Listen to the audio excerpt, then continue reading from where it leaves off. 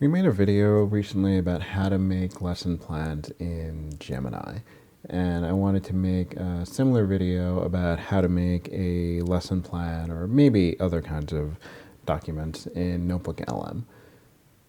So this is NotebookLM, and you get here by going to notebooklm.google.com, and then this is the main page that lists all of your notebooks. And we'll go into this one that's trigonometry class. And basically the way NotebookLM works is you have notebooks, which are your main containers.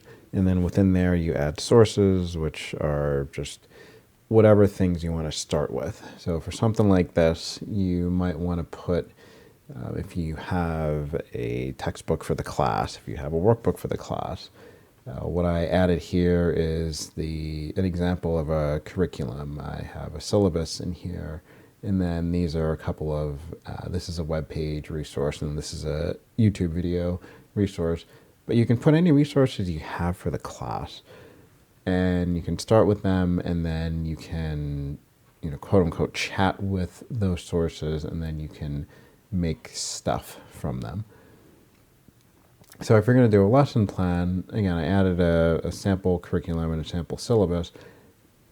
You put those over here, and then just to show you what this looks like, this is a web page. I think this is Math is Fun. Let's find out together. So once you click on the source, you can go through here, and it'll show you basically what's in that source. If it's a web page, it'll just extract the text. If it's a video, it'll extract the transcript for now. And if it has this little bump out icon, then it'll open whatever it is in a new tab. So yeah, this is mathisfun.com, and this is just a bunch of different math things. So this is their trigonometry page. So you link this in your trigonometry notebook, and then you can then reference it if it makes sense. And then this is Khan Academy, and this is their trigonometry lesson.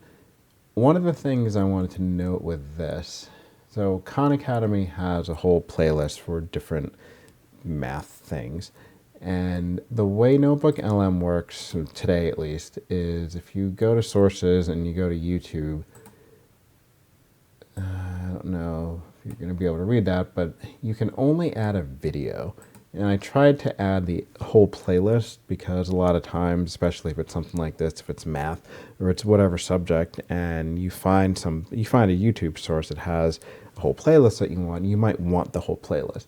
You can't add it, but I think a good enough way to get around it is you can add one video from the playlist, and then you can open it up in the new tab, and then let's see, let's minimize that.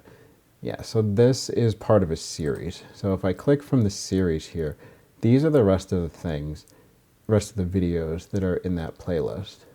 And even if this didn't show here, I could click on the name here and then go to the page and then find the playlist that I want.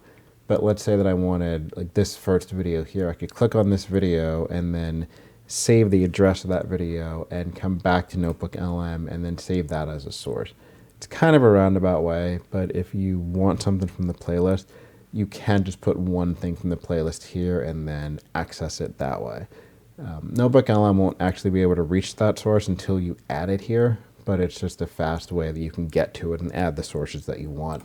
And then when you're done with them, you can click over here and remove them, or just keep all of them if it makes sense, however you want to do it.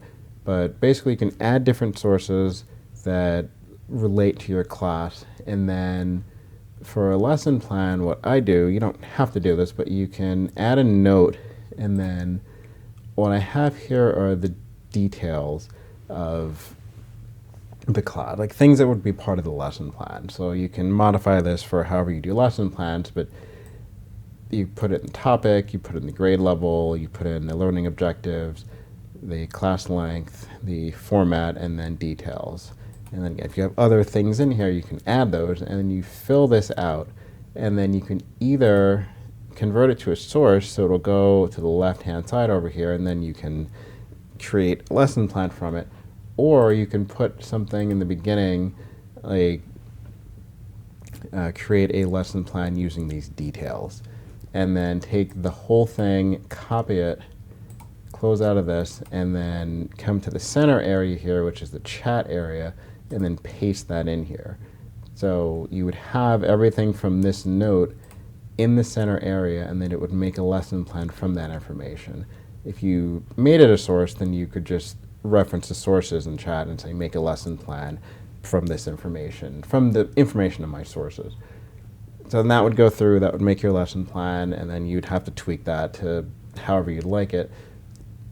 If you wanted more than just a lesson plan, again, you can keep whatever sources checked that makes sense, and then you can come over here and do maybe flashcards for the class. Maybe you want to do a quiz on whatever thing, and you can click on the little pencil and then put in the details of what you want the quiz to have. Maybe you just want to do a slide deck because you're going to make that presentation for the class, or you're going to do an infographic.